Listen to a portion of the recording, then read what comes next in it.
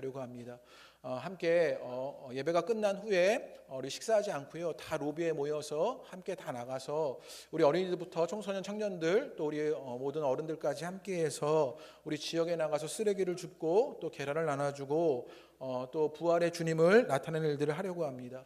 우리를 위한 것이 아니라 저들을 위한 일을 하려고 합니다. 여러분 많이 동참해 주셔서 그렇게 부활의 소식을 전하는 또 우리 호소나 공동체가 저들과 지역을 위한 교회로 새롭게 서게 된 일들에 발걸음을 내딛는 일들에 여러분 함께 동참해 주시기를 부탁드립니다. 3월 31일 토요일에 오전 10시에 우리 남전도회에서 교회 대통소를 하십니다. 우리 남전도회 회원분들은 모두 참석하셔서 우리 교회를 섬기는 일에 동참해 주시기를 부탁드립니다. 또 4월 8일 주일에는 성례식이 있습니다. 우리 성찬을 기도로 준비해 주시고 또 우리 세례를 받으시는 분들은 교육자실로 신청해 주시기를 부탁드립니다. 또 생명의 삶 455가 교육자실에서 구입하실 수 있습니다. 여러분 함께 구입하셔서 큐티로 하나님의 친밀함들을 나누는 일들이 일어나시게 되기를 부탁드립니다. 또 주보에 광고가 나와 있지 않은데요, 오늘 중직자 모임이 있습니다. 기억하셔서 우리 청년부 2층의 청년부 우리 장소에서 우리 함께 모여서 우리 함께 중직자 모임을 나누도록 하겠습니다. 기억하셔서 우리 모든 중직분들은 참여해 주시기를 부탁드립니다. 우리 오늘 중직 지원과 교회 일정은 주보를 참조해 주시기를 바랍니다. 오늘 성경 말씀 함께 봉독합니다. 오늘 말씀은 요한일서 4장 1절에서 6절까지의 말씀입니다. 요한일서 4장 1절에서 6절까지의 말씀입니다. 계속해서 요한일서의 말씀을 나누게 됩니다. 우리 신약성경 391페이지 요한일서 4장 1절에서 6절까지의 말씀입니다. 우리 함께 한 절씩 교독하겠습니다. 한 가지 부탁드리기는 본문의 말씀은 꼭 찾아서 읽어주시기를 부탁드립니다. 나머지는 제가 PPT로 준비되어 있어서 다른 본문들은 찾지 않고 PPT로 준비되지만 본문은 꼭 펴놓으시고 그렇게 함께 눈으로 따라오시면서 말씀을 읽고 함께 말씀을 나누시게 되기를 부탁드립니다. 요한일서 4장 1절에서 6절까지의 말씀을 우리 한 절씩 교독하겠습니다. 사랑하는 자들아, 영을 다 믿지 말고 오직 영들이 하나님께 속하였나 분별하라. 많은 거짓 선지자가 세상에 나왔음이라.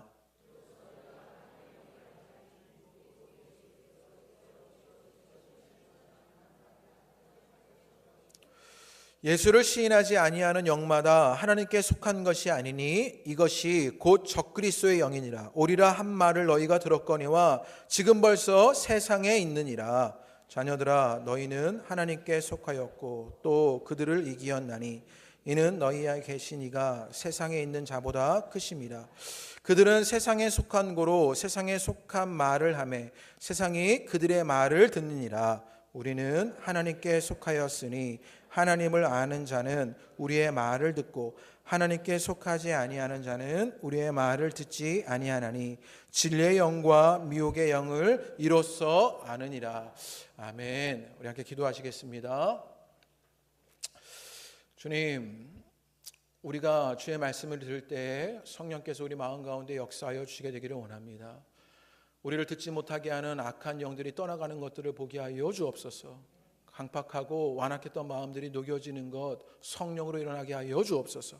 그래요, 예수 그리스도를 말하고 예수 그리스도를 고백하는 은혜가 주님 말씀의 은혜 가운데 우리 가운데 머물게 하여 주옵소서. 예수님 이름으로 기도합니다. 아멘. 할렐루야. 오늘 예배하시는 여러분 가운데 주님의 큰 은혜가 있으시게 되기를 주님의 이름으로 축복합니다. 오늘 미세먼지를 뚫고 오셨는데 우리 옆에 있는 분들에게 미세먼지를 뚫고 오신 여러분들에게 우리 사랑합니다. 그렇게 한번 인사하시지요. 사랑합니다. 네, 사랑합니다. 사랑합니다. 네. 그렇게 함께 예배하는 모든 분들을 사랑하고 축복합니다. 종료주일에 오늘의 말씀이 너무나 중요합니다. 종료주일에 예수님이 예루살렘에 입성하시게 되었을 때 이 유대인들이 호산나를 외치게 되지요. 그러나 일주일도 지나지 않아서 예수님께 돌팔매를 하고 예수님을 십자가에 달라고 외쳤던 것이 유대인들이기도 합니다. 이들에게 이런 일이 있었던 것은 이들이 예수님을 몰랐기 때문입니다. 그런데 우리 가운데도 입으로는 호산나를 외치지만 또 찬양을 하고 예배 자리에 앉아 있지만 예수님을 모르는 사람이 있을 수 있습니다. 오늘 말씀으로 예수 그리스도를 만나게 되는 은혜가 있으시게 되기를 주님의 이름으로 축복합니다. 이번 주 한국 역사 가운데 또 정말 슬픈 일이 한 가지가 있었습니다. 전직 대통령이 구속된 일이었습니다. 이것을 언급하는 것이 정치적으로 민감하고 조심스럽긴 합니다. 그래서 제 견해를 말하는 것이 아니라 어떤 목사님의 견해를 제가 빌려와서 이분의 이야기를 좀 여러분께 나누려고 합니다. 샘물결 플러스라는 기독교 출판사의 대표이신 김요한 목사님이라는 분이 계시는데 이분이 페이스북에 남긴 글이었습니다. 이 글을 소개하면 이렇습니다. 이분이 친구 목사님과 이야기를 나누냐고 이 전직 대통령의 구속 소식을 듣지 못했던 것입니다. 이 친구 목사님은 어떤 분이었냐면 작은 교회를 목회하는 분인데 늘 기도하고 또 성경 읽는 데 집중해서 세상 일에는 별로 관심이 없는 그런 분이었답니다. 성품도 굉장히 맑고 착해서 우리가 흔히 말하는 법도 없이도 살 뿐이다 라고 여겨지는 분이었습니다. 그런데 이분이 작은 교회를 목회하다 보니 생활도 넉넉하지 못해서 이 목사님이 출판사의 책을 조금 전해주려고 가끔 만난답니다. 그리고 그 만남이 늦어서 늦게까지 그 만남을 지속하고 있는데 그러다가 12시가 넘어서 전직 대통령의 구속 소식을 인터넷으로 보게 되었답니다. 그리고 이분이 구속되었네 이렇게 말했더니 그 친구 목사님이 세상 일에 별로 관심도 없던 친구 목사님이요 갑자기 할렐루야를 외치더랍니다. 평소에 정치적인 발언을 자제하는 사람의 뜻밖의 반응이 궁금해서 물어보았답니다. 왜 할렐루야를 외쳤냐라고 물었더니 이 목사님이 뭐라고 말하냐, MB 때문에 얼마나 많은 사람이 교회를 등지고 떠났는지 생각하면 그 사람은 천벌을 받아도 마땅하다라고 말하더랍니다.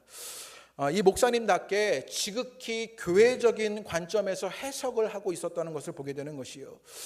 그러면서 뭐라고 이야기하느냐 이 목사님이요. 정말 하늘법정의 시선으로 보면 MB의 제목은 수많은 사람들을 실족시켜 교회를 등지게 만든 일이고 그리고 한국교회사의 일종의 악역을 하면서 복음의 걸림돌이 된 것이 아니냐 이렇게 탄식하는 글을 읽게 되었습니다. 제게도 개인적인 아쉬움이 있었는데 MB가 남긴 마지막 글에 그래도 이분이 겸허하게 고개를 숙이고 1년의 과정 속에서 어려움을 당한 모든 사람들과 주님 앞에 용서를 구했으면 하는 그런 아쉬움의 마음들이 있었습니다. 제가 이런 기대를 그분에게 갖게 되는 것은 우리가 너무나 잘 알듯이 이분이 주일이면 예배를 드리고 교회에서 주차를 봉사하시던 장로님이기 때문입니다. 다른 어떤 이유가 아니라 그분이 그리스도인이라는 이름을 가졌기에 장로님이라는 직책을 가졌기에 그분이 주님 앞에 다시 한번 서기를 기대했던 것입니다. 요즘 뉴스에 또 등장하는 교회의 이야기가 있습니다. 총신대 사태입니다.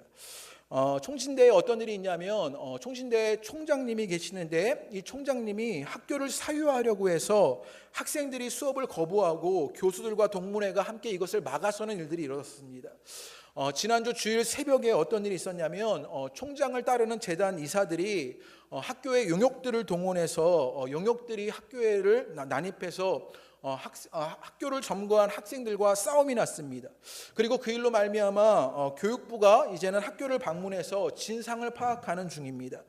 그런데 이 총신대 사태의 중심에 있는 총장과 용역을 동원했던 재단 이사들 그 모두는요 목사님들이십니다. 더 안타까운 것은 무엇이었냐면 이 사건이 용역을 동원한 이 사건이 언제 일어난 것이냐면 주일 새벽에 일어난 것입니다. 목사님들이 예배를 준비해야 할 그때에 용역들을 동원해서 학교를 진압하려고 하는 일들이 일어나는 것, 이게 너무나 안타깝고 마음 아픈 일이지요. 그런데 이런 일련의 사건들을 보면서 우리가 고민하는 일이 있습니다. 구속당한 대통령, 그 장로님이라는 대통령을 보면서 또 통신의 사기를 일으킨 목사님들을 보면서 우리는 고민하는데 무슨 고민을 하느냐?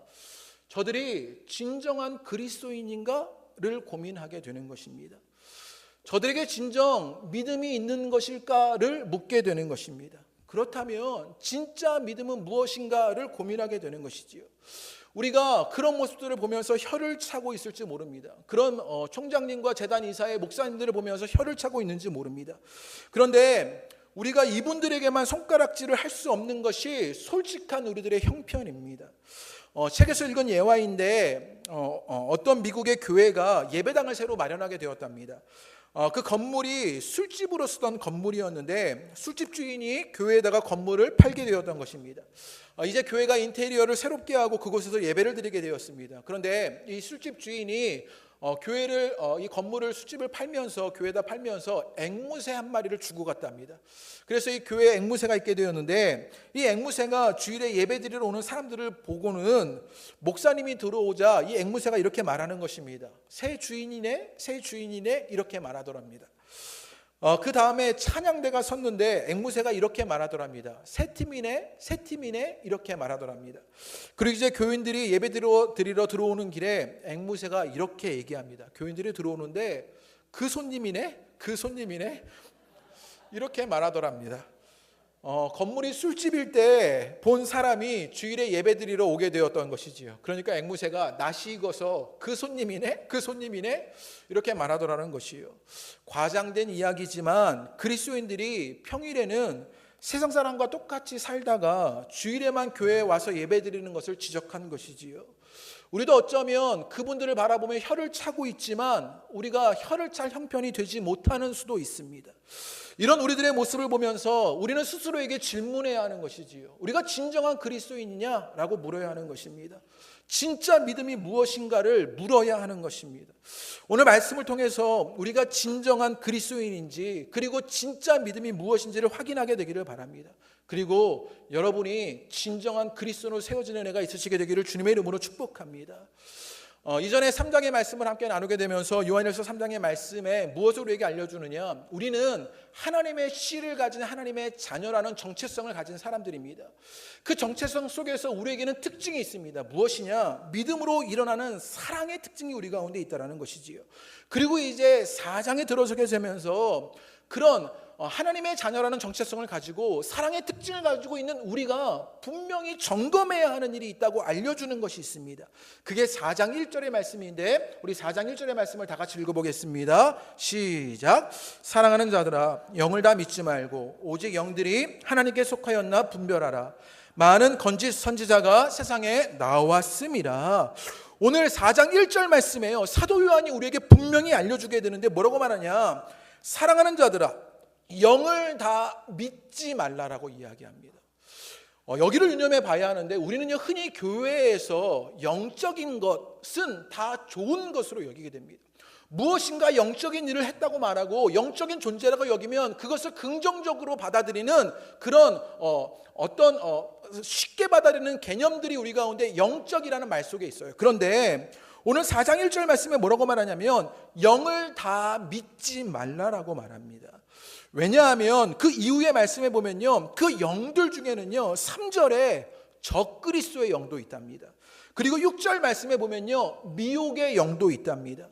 그리고 2절 말씀에 보면요 하나님의 영이 있고요, 6절의 말씀에 보면 진리의 영이 있답니다.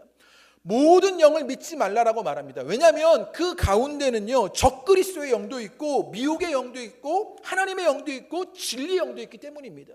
그러니까 적그리스도의 영이나 미혹의 영에 있으면서 내가 하나님께 속하였나 생각하고 있는 사람이 있다는 것이지요. 그러면서 사도 요한은 1절의 말씀에 뭐라고 말하냐? 오직 영들이 하나님께 속하였나 분별하라 이렇게 이야기합니다.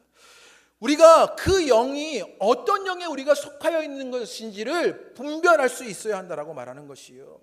결국 우리가 반드시 점검해야 하는 것이 있습니다. 무엇이냐면 우리가 어디에 속해 있냐는 것이지요.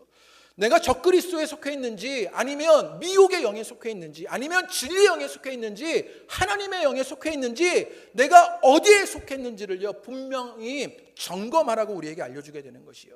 영어 성경에 보면요 분별하라는 이 말을요 영어 성경의 킹 제임스 버전이나 NIV에 보면 다르게 번역을 해놨는데 각 버전에 뭐라고 번역했냐면 이 분별하라는 말을요 하나는 트라이로 번역해놓고 다른 하나는 테스트로 번역해놨습니다. 그러니까 이 분별하라는 말을요 더 자세하게 이야기하면 무엇이냐, 우리가 어떤 영에 속하였는지를 조사하고 분별하고 시험해 봐야 한다라고 말하게 되는 것이요. 여러분 가운데 그 일들이 일어나게 되기를 주님의 이름으로 축복합니다. 사도 요한이 이 말을 할 수 있게 된 배경이 있었습니다. 당시 요한일서를 받는 이 요한 공동체의 상황 가운데는요 어떤 위협이 있었냐, 영지주의자들의 위협이 있었지요. 이전의 말씀을 통하여서 우리가 이 영지주의자들을 알고 있는데 이들은 헬라 철학의 영향을 받아서 이분법적으로 판단하는 사람입니다. 그래서 간단하게 이야기하면 영은 선하고 육은 악하다 이렇게 보게 되는 것이지요. 그러면서 예수님의 인성은 부인하였습니다. 신성만 인정하는 것이죠. 그들이 영지주의자들이었습니다. 그래서 영지주의자들에게 예수님은 그저 귀한 분 정도였습니다. 탁월한 사람 정도였습니다. 시대를 초월하는 위대한 종교 지도자나 뛰어난 가르침을 주는 선생님 정도로만 받아들였던 것이 영지주의자들이 갖고 있던 생각이었습니다. 그들은 예수님을 그리스도로, 메시아로, 육체로 오신 하나님으로 믿지 않았던 것입니다. 그런데 이 영지주의라는 말 자체를 가만 보면요, 영지, 뭔가 좋은 것 같지 않습니까? 이 말이 가지고 있는 느낌이요, 굉장히 우리에게 좋게만 받아들여지게 됩니다. 그런데 1절의 말씀을 잘 봐야 하는데 뭐라고 말해요? 영을 다 믿지 말아라 라고 말합니다. 정말 하나님께 속하였는지를 조사하고 분별하고 시험할 일들이 우리 가운데 있어야 한다라고 말하게 되는 것이요. 지금 이 영지주의자들을요, 잘 구분해야 합니다. 이 영지주의자들은요, 예수님을 부인했던 것이 아니에요. 이들은 예수님을 부인한 것이 아니라 예수님을 왜곡했던 것입니다. 그래서 제가 요한일서를 처음 설교하면서 제가 빛의 굴절, 그 학원에 나왔던 그 선생님의 동영상을 보여드리면서 빛의 굴절이 있다고요. 실상과 허상이 있어요. 그런데 이 영지주의자들은 예수님의 허상을 쫓았던 자들이에요. 그러면서 진리를 왜곡했던 것이 이 예수님의 허상을 쫓던 영지주의자들에게 일어났던 것이지요. 그런데 이들로부터 일어나는 위협이 무엇이었냐면요, 이들이 차라리 안 믿는다고 하면 그것이 쉽게 받아들여질 텐데, 그리고 처음부터 그들에게 믿음을 가르치면 될 일인데 이들도 뭐라고 말하냐면 믿는다라고 말합니다. 그래서 이들에게 믿음이 있는 줄 알고 그것이 진짜인 줄 알고 넘어가는 일이 있습니다. 그런데 그들은요, 예수를 부인하지 않지만 예수님을 왜곡하는 것으로 그들 가운데 진짜 믿음이 아니었던 일들을 보게 되는 것이에요.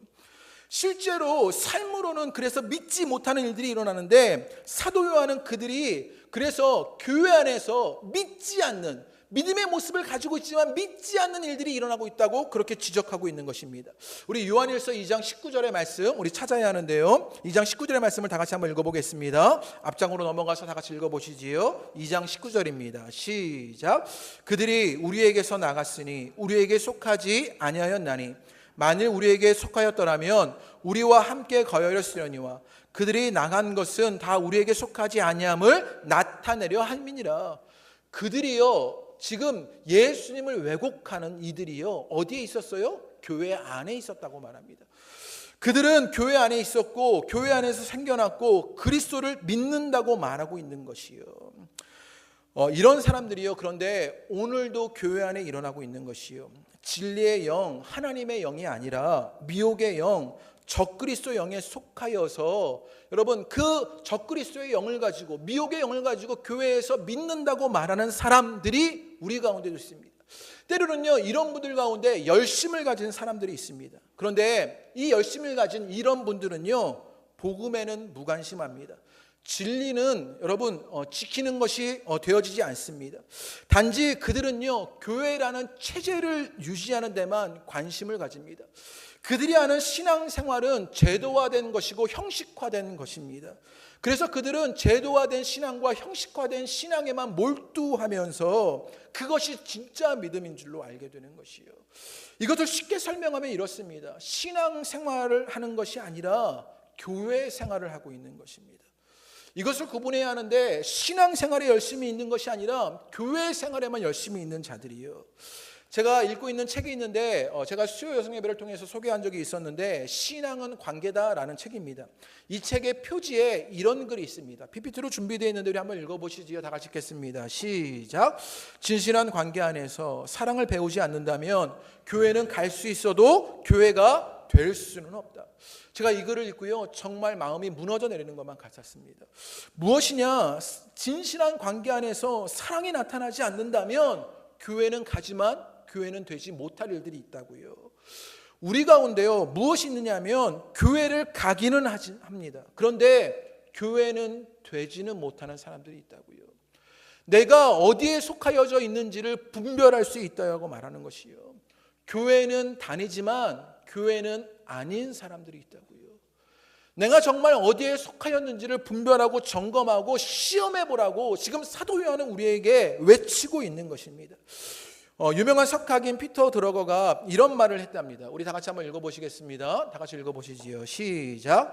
세계에서 최악의 실패는 중요하지 않은 것에 성공하는 것이다. 정말로 최악의 실패는요, 중요하지 않은 것에 성공한 것이요, 최악의 실패랍니다. 그런데 교회 안에 이런 일이 일어나고 있다는 것이지요. 교회 안에 복음과 하나님의 영에 속하지 않고 중요하지 않은 것에 성공하고 있는 것입니다. 한국 교회가 그래 했습니다. 복음과 진리를 외면한 채 크기와 힘에 몰두하는 일들이 일어나게 되었지요. 그래서 중요하지 않은 것에 성공한 일이 일어났습니다. 그래서 신앙이란 이름으로 복음과 진리가 아닌 중요하지 않은 것을 쫓고 중요하지 않은 것을 추구하며 그것을 세워갔던 것이 우리들의 모습인 것을 바라보게 되는 것이에요. 신앙이라는 이름으로 세상적인 성공을 꿈꾸며 세상의 기준을 따랐던 것이 우리들의 모습을 보게 됩니다. 오늘 말씀이 참으로 그래서 두렵습니다. 무엇이냐? 진리를 모르고 복음을 모르는데 우리 가운데 목사가 된 자들이 있는 것입니다. 진리를 모르고 복음을 모르는데 우리 가운데 장로가 되는 일이 있는 것입니다. 진리를 모르고 복음을 모르는데 우리 가운데 안수 집사가 된 일입니다. 권사가 되어지고 또 사역을 하고 봉사를 하고 찬양을 하고 아이들을 가르치고 헌금을 하는 일들이 우리 가운데 일어나고 있습니다. 너희가 어디에 속하였는지 그 모든 영을 다 믿지 말고 분별하라고 말하는 그 사도 요한의 외침에 귀 기울여야 하는 것을 우리가 기억해야 합니다. 그래서 사도 요한은요, 하나님께 속하였는지 조사하고 분별하고 시험한다고 외칩니다. 진짜 믿음이 있느냐? 그것을 조사하고 분별하고 시험하라고 합니다. 마틴 로이드 존스 목사님이요, 이것을 이렇게 이야기하는데 우리 PPT로 준비된 다 같이 한번 읽어보시겠습니다. 천천히 한번 읽어보시지요. 읽겠습니다. 시작. 이제 보다 신중하게 정해야 할 단계이다. 이는 요한이 언급한 적그리스도들 때문이다. 심지어 사람들이 예수 그리스도를 믿는다고 말하는 것으로 충분하지 않다. 우리는 그런 말이 무엇을 의미하는지에 대해서까지 알아야 한다. 마틴 로이드 존스 목사님이요, 뭐라고 말하느냐? 예수 그리스도를 믿는다고 말하는 것으로는 충분하지 않답니다. 이것으로는 충분한 것이 아닙니다. 우리는 그런 말이 무엇을 의미하는지에 대해서까지 알아야 합니다. 내가 예수를 말하는 것, 내가 그저 교회에 다니는 것, 그것이 중요한 것이 아니라 교회가 되는 일, 그 의미가 무엇이고 그것을, 그 삶을 실제로 나타나는 일이 중요하다고 말하게 되는 것이에요. 계속 읽어봅니다. 결국 요한이 여기서 수신자들에게 상기시키는 것은 예수 그리스도를 믿는다고 말하되 실상은 거짓 선지자와 적그리스도, 거짓 교사에 불과한 자들이 초대교회에 있었다는 사실이다. 요한의 시대에도 그렇습니다. 모든 영들을 다 믿지 말고 그 영들이 하나님께 속하였는지를 분별하라고 말합니다. 마틴 로이드 존스 목사님 시대에도 그런 일이 있었습니다. 우리 시대에도 마찬가지입니다. 예수님을 믿는다고 말하지만 그 의미를 모른 채 복음과 진리가 아닌 중요하지 않은 것들로 성공하려고 하는, 교회는 가지만 교회가 되지 못하는 이들이 우리 가운데 있을 수 있다는 것이에요. 그러면서 사도 요한은 우리 가운데 그것을 시험하고 조사하고 분별해야 한다고 말합니다. 여러분 가운데 이 분별이 일어나시게 되기를 주님의 이름으로 축복합니다. 내가 진짜 믿음이 있는 것이냐, 이것을 분별하시라고요. 그것을 조사하고 시험해 보시라고요. 내가 미혹의 영에, 내가 적그리스도 영에 속하였는지를요 분별하고 시험해 보라고요. 내가 진리의 영 가운데 있느냐, 내가 하나님의 영 가운데 있느냐 조사하고 분별하고 시험할 일들이 일어나야 하는 것이에요. 그러면 진짜 믿음을 분별하는 그 기준이 무엇이냐? 여러분은 믿음이 있다고 말하는 것을 무엇을 가지고 기준을 삼아 주십니까? 여러분이 누군가 믿음이 있다고 말할 때 무엇을 보면서 저 사람은 믿음이 있다고 여기는 말씀을 하십니까? 우리는 흔히 외형적인 모습을 바라보면서 교회에 열심히 나오거나 기도를 크게 하고 찬양할 때 감격하고 교회의 사역에 열정을 가지고 많이 헌금하고 교회가 크고 시설이 좋고 교회 안에 탁월한 프로그램이 있으면 신앙이 좋고 믿음이 좋은 교회라고 여기는 일들이 있습니다. 우리는 그것을 분별의 기준으로 여기는 일들이 일어나게 되지요. 제가 이렇게 말하면서 막 너무 힘든 겁니다. 왜 힘드냐면요, 야, 이거 교회에서 다 일어나야 할 일이거든요. 장사가 안 되는 거 아니냐? 막 이런 마음이 드니까 너무 힘들어 버리는 거예요. 그런데 본질이 중요하기 때문에 여러분에게 이 말씀을 드릴 수밖에 없습니다. 신앙이 좋고 믿음이 좋은 교회라고 이렇게 말하는데 이것이 정말 신앙이 좋고 믿음이 좋은 것이냐는 분별해야 하는 것이요. 여러분이 가지고 있는 그 믿음의 분별 기준이 무엇인지를요 정확하게 알 수 있어야 한다고요. 마틴 로이드 존스 목사님의 말씀을 또 인용하면 이렇습니다. 우리 한번 읽어보겠습니다. 사람들이라고 써 있는 글입니다. 다 같이 읽어보시지요. 읽어봅니다. 시작. 사람들이 열정으로 가득하다고 해서 그들이 성령을 지닌 것을 의미하지는 않는다. 놀랍지 않습니까? 열정이 있다고요, 성령이 있는 것을 의미하지는 않는다고 말합니다. 계속 읽지요. 악의 영들이 매우 열정적인 경우도 있다. 여러분, 악의 영들도요 열정적인 경우가 있습니다. 적그리스도의 영, 미혹의 영도 열정적인 경우가 있습니다. 이단들이 얼마나 열정적입니까? 그 열정이요 우리 가운데 진짜 믿음을 말하는 것이 아니라고 말합니다. 또 뭐라고 말하느냐, 큰 흥분이 성령을 증거하지는 않습니다. 내가 찬양하다가 눈물이 나고 기도하다가 눈물이 나고 크게 흥분했어도 그것이 성령을 증거하는 것은 아닐 수 있습니다. 큰 힘이 성령을 증거하지도 않습니다. 우리 가운데 힘이 있다고 해서, 교회가 힘이 있다고 해서 믿음 있는 교회요, 믿음 있는 사람이라고 말할 수 없다라는 것이요. 큰 자신감과 확신이 성령을 증거하는 것도 아니랍니다. 내게 신념이 있고요, 그것을 따라서 자기의 목숨을 바쳐도요 그것이요 믿음이 있다고 말할 수 없다라고요. 좀 건너뛰어서요, 경험이라는 시험 방법에 대해서도 마찬가지입니다. 내가 기도하자 그대로 되었다고 하며 그 사람을 가리켜 성령 충만하다고 말하는 경향이 있습니다. 하지만 내 말을 믿으라. 그런 경험은 원수 마귀에 의해 모방될 수도 있고 실제로 그런 경우들이 흔했다. 마귀들을 통해서도요 그 기도가 응답되는 일들이 있었다고요. 그러니 경험했다고 믿음 있다고 말하지 못한다고요. 그것들은 진짜 믿음인지 아닌지 분별할 기준이 되지 못한다라고 말하는 것입니다. 그러면서 마틴 로이드 존스 목사님은 뭐라고 말하냐면, 성경의 가르침에 부합하는 것이 가장 중요한 기준이다.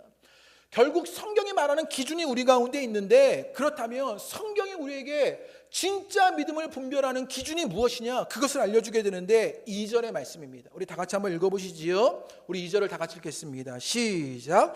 이로써 너희가 하나님의 영을 알지니 곧 예수 그리스도께서 육체로 오신 것을 시인하는 영마다 하나님께 속한 것이요. 이제 너희가 하나님의 영을 알게 된답니다. 무엇이냐, 곧 예수 그리스도께서 육체로 오신 것을 시인하는 자, 그들이 하나님께 속한 것이다. 우리가 어디에 속해 있는지를 분별해야 하는데 그것을 분별하는 기준이 무엇이냐, 예수께서 육신으로 오신 것을 시인하는 자들입니다. 여러분 가운데 그 일들이 있게 되기를 주님의 이름으로 축복합니다. 여기에서 주의해서 봐야 할 것인데요, 성경의 사도 요한이요 예수님이 육체로 오셨다 이렇게 말하지 않았어요. 혹은 그리스도께서 육체로 오셨다 이렇게 말하지 않습니다. 그렇게 말하지 않고 어떻게 말했어요? 예수 그리스도께서라고 말합니다. 여기에 의미가 있는데 이 의미는 무엇이냐, 예수님은요 사람이신 예수님을 말하고 있는 것입니다. 그리스도라는 것은 하나님이신 예수님을 말하고 있는 것입니다. 그러니까 예수님은 사람이시자 하나님이시라는 것이에요. 예수님 안에 그 주님의 신성과 사람의 인성이, 그 인격이 연합하는 일들이 일어났고, 그 예수님을 믿는 믿음을 가진 사람들, 그것이 진짜 믿음을 가진 사람이다라고 말하게 되는 것이에요. 여러분 가운데 이 진짜 믿음이 일어나게 되시게 되기를 주님의 이름으로 축복합니다. 예수님이 그리스도라는 사실은 하나님께서 사람이 되신 것입니다. 예수님께서 육신의 몸을 입고 이 땅에 오신 것이 우리를 향한 가장 뚜렷하게 보이는 하나님의 사랑입니다. 예수님은 십자가의 죽으심으로 우리를 향한 그 하나님의 사랑을 확증하여 주셨던 것이요, 그 예수님이 있는 여러분 되시기를 주님의 이름으로 축복합니다. 그러면 예수님이 사람이신 것, 그것의 의미가 무엇인지를 조금 풀어봐야 하는데요, 우리 히브리서 2장 18절의 말씀을 읽어보겠습니다. 우리 히브리서 2장 18절의 말씀을 다 같이 읽어보시지요. 읽겠습니다. 시작. 고난을 당하셨은즉 시험을 받는 자는 능히 도우실 수 있느니라. 예수님이요 고난을 받았습니다. 십자가의 고난으로 말미암아 여러분 시험을 받게 되었는데, 그래서 예수님도요 시험 받는 자들을 능히 도우실 수 있다고 히브리서에 말씀합니다. 예수님이 사람의 몸을 가지고 육체로 오시게 되었습니다. 그리고 고난을 당하시니 우리를 도우실 수 있게 되었던 것이지요. 제가 얼마 전에 세미나를 다녀왔는데 그 세미나가 양재동에 있는 횃불회관에서 했던 세미나입니다. 그런데 그곳에 머물렀던 것이 아니라 3일 동안 그 양재 횃불회관을요 출퇴근을 해야 했던 것입니다. 아침 일찍 나갔다가 밤늦게 들어오는 일을 반복해야 했습니다. 그런데 제가 동선이 엄청나게 짧은 사람입니다. 제가 어쩔 때는요 집에서 교회 외에 다른 곳을 고향시를 벗어나는 법이 별로 없는, 일주일에 일산을 가면 참으로 많이 간 동선입니다. 그런데 제가 제 동선 가운데 양재까지 가는 큰 동선을요 정말 오랜만에 3일 동안 반복하게 되었던 것이지요. 그러면서 마음에 어떤 생각이 들었냐면, 직장 생활 하시는 분들 너무 힘들겠다, 그런 생각이 드는 거예요. 그냥 막연하게 힘들겠다가 아니라 구체적인 이해가 생기더라고요. 제 스마트폰에는요 버스 어플 이런 것도 없었어요. 그런데 버스 어플을 깔아가지고요, 버스가 언제 오는지 막 마음이 조급한 거예요. 빨리 길을 건너야 되는데, 성도들이 출근하실 때 그렇겠구나, 마음이 조급하시겠구나, 이런 마음이 느껴지는 것입니다.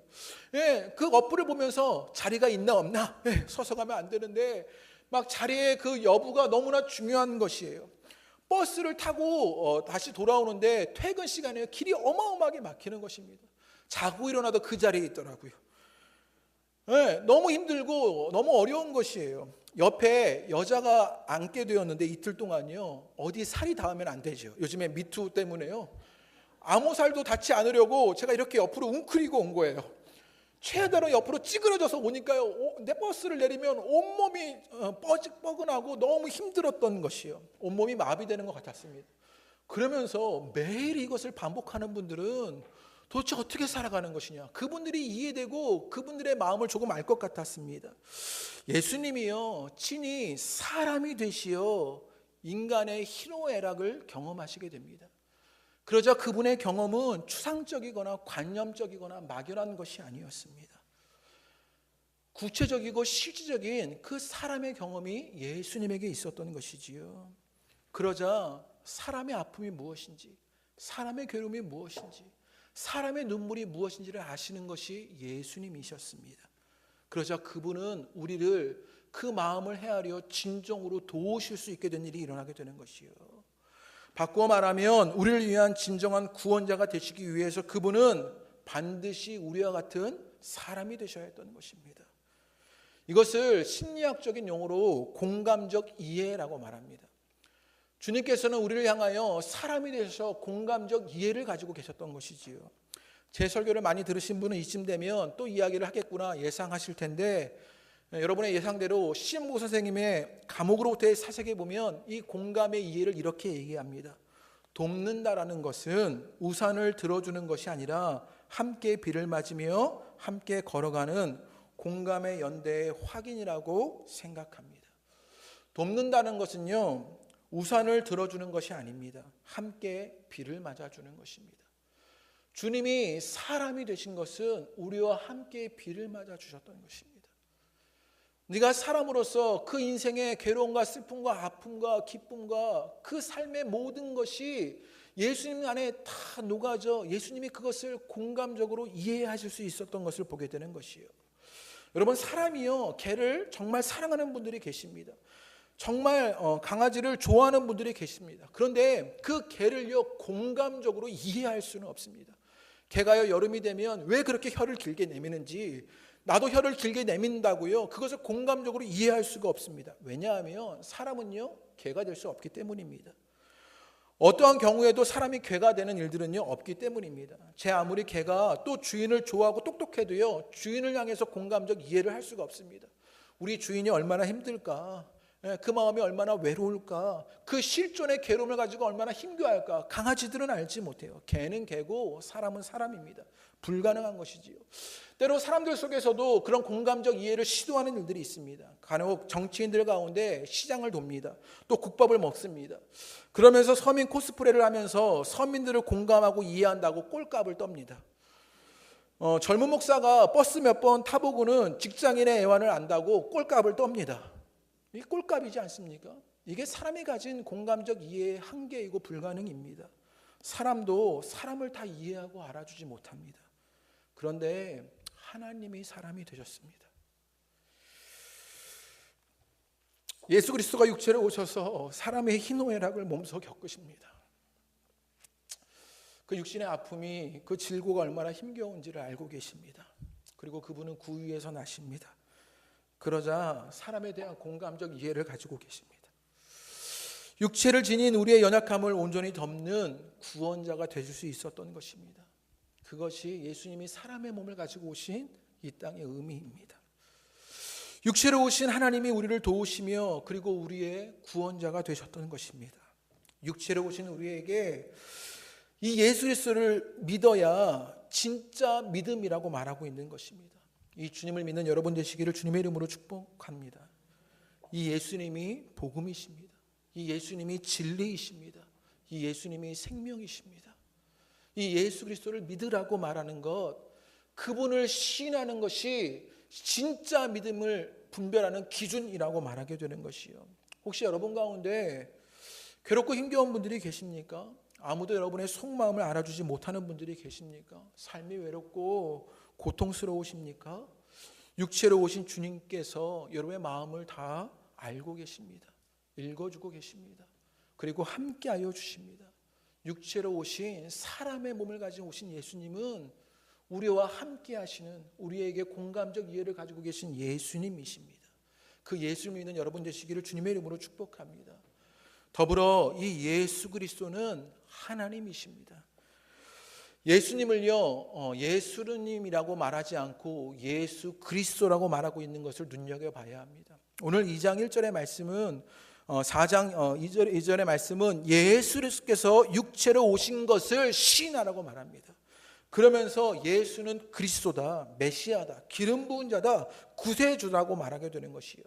그러면서 뭐라고 말하냐? 예수 그리스도께서 오셨다라고 말합니다. 예수님이 이 땅에 태어나신 게 아니라 뭐라고요? 오셨다라고 말해요. 우리가 그래서 기쁘다 구주 오셨네 찬양하지, 기쁘다 구주 태어나셨네 이렇게 말하지 않아요. 오셨다라는 무슨 말입니까? 그분이 어떤 곳에 계셨다라는 거예요. 그래서 요한일서 여러분 1장 1절의 말씀에 보면 뭐라고 말하냐? 태초부터 있는 생명의 말씀에 관하여는 이렇게 얘기합니다. 그 생명의 말씀이신 예수 그리스도는 언제부터 계셨습니까? 태초부터 계신 분이에요. 태초부터 계신 누구십니까? 하나님이시라고 말하는 것입니다. 그분은 하나님이십니다. 그분 우리 가운데 오신 분입니다. 하늘의 영광을 버리고 그 하나님이 사람의 몸으로 우리 가운데 오신 그분은 하나님이십니다. 우리 빌립보서 2장 6절에서 8절 말씀을 읽어보겠습니다. 우리 다 같이 읽어보시지요. 읽겠습니다. 시작. 그는 근본 하나님의 본체시나 하나님과 동등됨을 취할 것으로 여기지 아니하시고 오히려 자기를 비워 종의 형체를 가지사 사람들과 같이 되셨고 사람의 모양으로 나타나사 자기를 낮추시고 죽기까지 복종하셨으니 곧 십자가에 죽으심이라. 6절의 말씀에 이렇게 얘기합니다. 그는 근본 하나님의 본체시나 사람의 몸을 가지고 오신 그 예수 그리스도는 하나님이시라고 말하게 되는 것이에요. 그 하나님이신 예수 그리스도를 믿는 여러분 되시기를 주님의 이름으로 축복합니다. 그분은 하나님이시기에 하나님의 속성과 성품을 가지고 계십니다. 그래서 그분은요 완전하십니다. 그분은 영원하십니다. 그분은 진리이십니다. 그래서 그분은 구원자가 되셨던 것입니다. 그 하나님이신 예수 그리스도를 믿는 여러분 되시기를 주님의 이름으로 축복합니다. 육체로 오신 예수 그리스도를 신하는 것이 바로 그것이 진짜 믿음이고 그것이 너희의 신앙을 분별하는 기준이라고 말하게 되는 것이에요. 여러분 가운데 이 예수를 신하는 그런 믿음의 고백이 있으시게 되기를 주님의 이름으로 축복합니다. 우리에게 공감적 이해로 도우시는 사람이신 예수 그리스도, 태초부터 계시고 완전하시고 영광스러운 하나님, 그 예수 그리스도를 믿는 것이 진짜 믿음, 그것이 분별의 기준이라고 말하게 되는 것입니다. 여러분에게 이 믿음이 진정으로 일어나게 되기를 주님의 이름으로 축복합니다. 내가 신앙생활을 하면서 우리의 신앙의 본질 가운데 절대로 놓치지 않아야 할 한 가지가 있다면 그 예수 그리스도를 구원자로 믿는 것입니다. 그 은혜가 여러분 가운데 있으시게 되기를 주님의 이름으로 축복합니다. 그래서요, 마틴 로이드 존스 목사님은요, 책에서 이런 글을 남기게 됩니다. 우리 다 같이 읽어봅니다. 시작. 여러분이 필요로 하는 다른 어떤 것이 있는가? 그 모든 것이 그분 안에 있다. 그분 안에서 우리는 완전하다. 그러므로 그분께 모든 영광을 돌려드리자. 예수 그리스도께서 육체로 오셨다. 그분 충분하시다. 그분이 다시 오실 때까지 그분의 죽음과 충족성을 선포하자. 아멘. 여러분 가운데 그 일들이 있게 되기를 원합니다. 그 모든 것이 그 예수 그리스도 안에 있습니다. 그분 안에서 우리는 완전합니다. 그분은 충분하십니다. 그리하기에 그분은 하나님이신 것입니다. 그분은 사람의 몸을 가지고 이 땅에 오신 하나님이십니다. 그 주님을 믿는 역사가 오늘 여러분 가운데 일어나시게 되기를 주님의 이름으로 축복합니다. 예수님으로 우리는 완전하고 충분합니다. 예수님이면 우리는 배부릅니다. 그게 복음이고 그게 믿음입니다. 그 믿음 붙잡는 여러분 되시기를 주님의 이름으로 축복합니다. 이제 사도 요한이요, 이 예수 그리스도를 믿는 믿음으로 우리가 어떻게 되었냐, 4절 말씀해 보면요, 그 예수 그리스도를 믿는 믿음으로 말미암아 4절에 자녀들아 너희는 하나님께 속하였고 라고 이야기합니다. 여러분에게 하나님께 속한 일들이 일어나시게 되기를 주님의 이름으로 축복합니다. 적그리스도의 영, 미혹의 영이 아니라 하나님의 영에 속하여 합니다. 예수님을 믿음으로 말미암아 그 주님과의 연합이, 그 주님과 친밀함들이, 그 관계들이, 그 사귐들이 여러분 속에 일어나야 하는 것입니다. 6절의 말씀에도 그 예수 그리스도를 믿음으로 우리는 하나님께 속하였나니 라고 말합니다. 다른 번역에 보면 우리가 예수 그리스도로 말미암아 그 예수 그리스도를 믿음으로 하나님께 났다 이렇게 표현합니다. 여러분이 하나님께 난 자들 되시기를 주님의 이름으로 축복합니다. 여러분 우리 가운데는요, 세상에 난 사람들도 있을 수 있습니다. 그러나 예수 그리스도를 믿을 때 우리가 하나님에게 난 자들이 되는 것이요, 하나님에게 속한 여러분 되시기를 주님의 이름으로 축복합니다. 우리는 세상에서 태어났습니다. 그러나 예수님을 믿어 다시 태어나 하나님께 나고 하나님께 속해 생명을 얻은 자들이 되는 것입니다. 너희가 믿음으로 분별하고 점검해야 할 것이 바로 이것이다 라고 말하는 것입니다. 그 진짜 믿음이 여러분 가운데 있게 되기를 주님의 이름으로 축복합니다. 그러자 그것으로 감격이 일어납니다. 그것으로 감사가 일어나고 그 예수 그리스도를 의지하고 살아가는 진짜 믿음이 우리 가운데 생겨나게 되는 것입니다. 그 믿음의 역사가 여러분 가운데 있으시게 되기를 주님의 이름으로 축복합니다. 오늘은 성경 한 절의 말씀으로 말씀을 마무리하려고 합니다. 고린도전서 1장 30절의 말씀입니다. 우리 다 같이 한번 믿음으로 천천히 한번 고백해 보시겠습니다. 다 같이 함께 봉독하십니다. 너희는 하나님으로부터 나서 그리스도 예수 안에 있고 예수는 하나님으로부터 나와서 우리에게 지혜와 의로움과 거룩함과 구원함이 되셨으니 너희는 하나님으로부터 나서 그리스도 예수 안에 있고 예수는 하나님으로부터 나와서 우리에게 지혜와 의로움과 거룩함과 구원이 되셨습니다. 이 예수 그리스도를 믿음으로 하나님께 속한 그 믿음을 분별하는 여러분 되시기를 주님의 이름으로 축복합니다. 우리 함께 찬양하십니다. 우리 지존하신 주님 이름 앞에 함께 찬양하시면서 그 이름을 노래하고 그 이름을 경배합니다.